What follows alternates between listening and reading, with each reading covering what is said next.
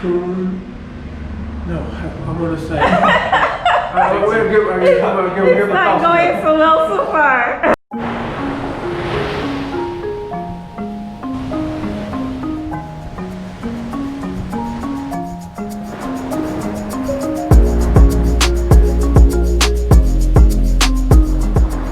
We've been stranded in Thailand 7 months so far, and we really love it here. Sadly, we know we're missing a lot because we don't know the language fluently. This is why we enrolled in Thai language school, so we can try to improve our Thai and communicate better here. We've already completed our first 90 days at Alongkorn language school, and we're going to share with you our progress so far, the challenges that we've had learning Thai, and some tips to help you learn a language like Thai a little bit easier. And please remember to subscribe for more videos of kitty belly rubs and videos about living in Thailand. So when we first started classes, we began by taking 2 classes a week. Each class was 2 hours. We have 2 very different teachers, which I feel like they both are very talented, and they both manage the classes very, very well. And also, we added an additional class. We could add up to 4 classes. We added an additional class to actually not only learn how to speak the language, but also how to read and write the language. So Crew Oi is the one who teaches us vocabulary. And Crew Mint is the one who teaches us how to improve our pronunciation and to write. สวัสดีค่ะ ชื่อครูมิ้นค่ะ So far, we just know simple sentences.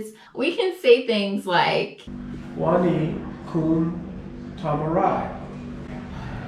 วันนี้ผมไปฟิตเนสผมมาโรงเรียนผมเรียนภาษาไทย We also can order food in a restaurant. เอาแพ็คร่มแล้วก็ข้าวสวย We can also direct the food delivery guy to our house. บางคนฉันอยู่5 ประตูลองจากร้านอาหาร Well, as we're learning Thai, we still make a lot of mistakes. We forget certain vocabulary. We also have to learn the tones, and it's a challenge. So we only have 90 more days left of school, and we really want to get up to speed. So Yes, one of the challenges of learning Thai is that you're learning the language 2 times. You're learning how to speak first, and then you're learning how to write, which is super complicated. There's so many more consonants and vowels in Thai than there are in English. So we still haven't made it through the entire Thai alphabet yet. So we still have a long way to go to really learn how to read and to write Thai well. But you're able to progress a bit faster in speaking because the language structure of Thai isn't as complicated as even the verbs and structures in English. So you have the alphabet, which is really hard, but at the very least, the verb part of the language is pretty easy. So you just trade one difficult thing for the other when you're learning Thai. A lot of people really like to learn languages on your own, but I feel like for a language like Thai, you really do need a teacher. One of the challenges of Thai are the 5 different tones it has, and the pronunciation is just so slight that you kind of need a Thai person to help you with your pronunciation. Because if you say ma instead of ma, you say a different word, and then Thai people wouldn't understand you. So it's really hard to kind of learn these things on your own. So that's why I'm just so glad. It's much easier learning in the classroom environment, mostly just because they are able to improve or correct our pronunciation as soon as they hear us make mistakes. also, to be honest, over the last 90 days of classes, I feel like I've been coasting a little bit, meaning that all I've been doing is going to class, doing my homework, and I might review my handouts just once a day or something like that. But I haven't really taken the initiative to study independently. So even after 90 days of study, I feel like I could have been further if I changed up my study practices, even just a little. When learning a language like Thai, or any language, for that matter, it's very important that the student is aware of their style of learning. There's different styles of learning that helps the student to pick up things faster. Some people are tactile learners, meaning they learn by working with their hands, and they can learn from another person who's teaching them how to do something physical. Some students are visual.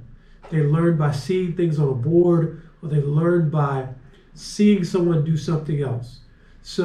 And then there are other students like myself who are auditory learners.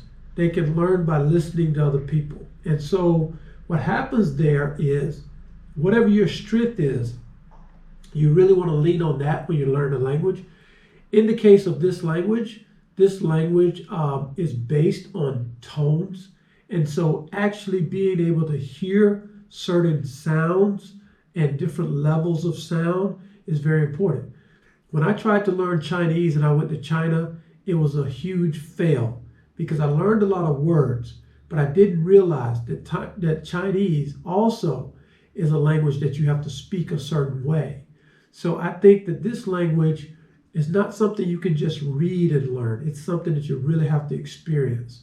You have to be able to hear those tones. There's about 5 different tones, which means that one word could have up to 5 different meanings.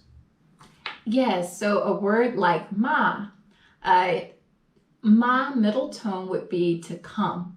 And you can say ma, ma, ma, ma,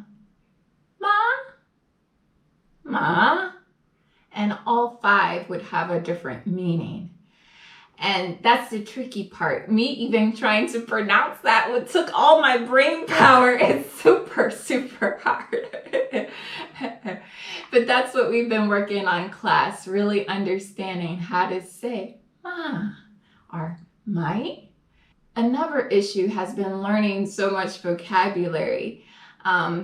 You have to figure out the way that you learn vocabulary the best, because it's 500, 1,000 words that we're trying to learn right now. And I learn best when I make sentences all by myself and try to speak those sentences out loud.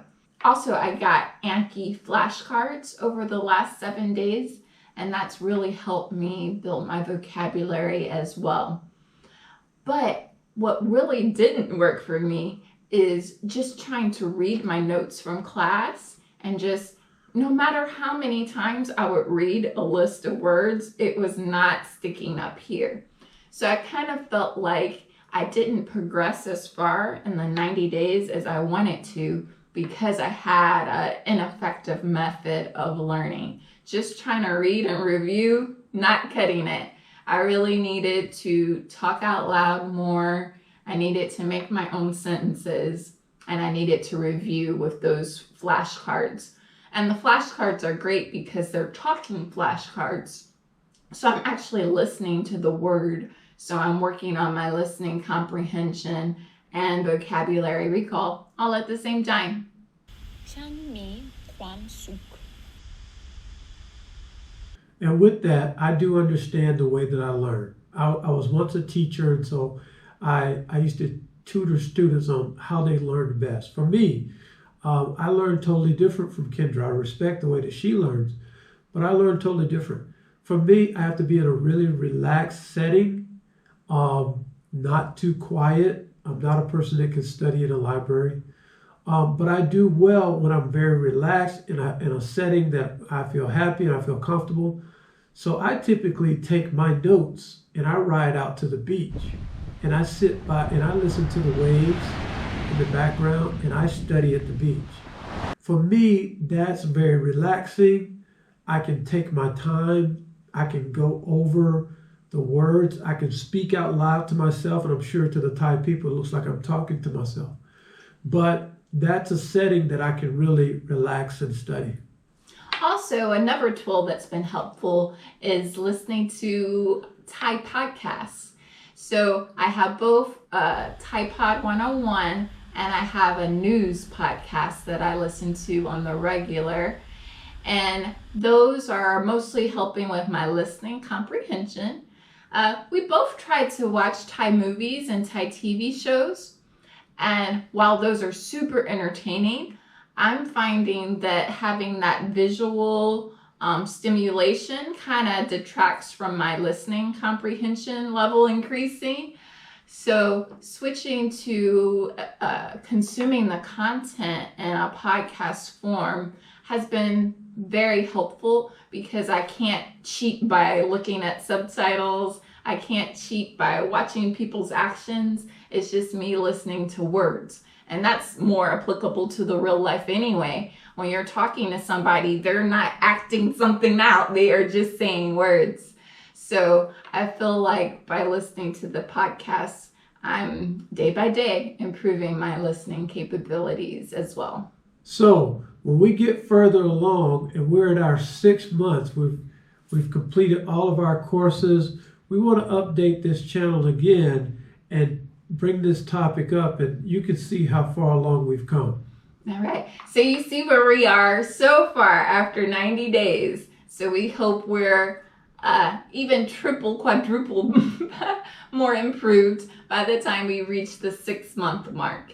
So now that we have some better learning strategies, we're hoping that we can progress even further. We really want to impress you guys with our ability to Pud Pasa Thai, Gang Gang. We've never really been good language learners. I love learning languages. I've learned Spanish, French, and a little bit of Swahili. And you've learned English. No, I've actually taken courses in Spanish and different ones, and that's how I know that this language is totally different from any other language I've tried. Even though I've had experience learning other languages, Thai is just so much more challenging because I can't use the alphabet to help me. Just because the alphabet is so challenging, it's making learning the language a little bit harder. So if you like these language tips, please give the video a thumbs up and leave us a comment if you have any strategies for learning a language yourself that could be beneficial for us. We only got 90 more days, so any tips would be helpful. And don't forget to hit that red subscribe button and the bell so you can get notified when we upload our new adventure in Thailand. As always, thanks so much for watching. Thanks for sharing and helping the channel to grow. And take care till next time. Bye guys! Welcome, bye.